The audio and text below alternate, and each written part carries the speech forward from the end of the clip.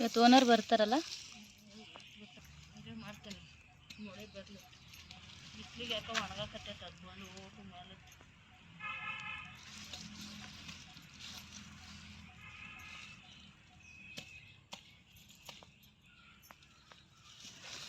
ನೋಡಿದ್ರೆ ಗಿಡ ಈ ಥರ ಇರುತ್ತೆ. ಇದು ಆಲ್ಮೋಸ್ಟ್ ಫುಲ್ ಡೌನಲ್ಲೇ ಬಿಡೋದು.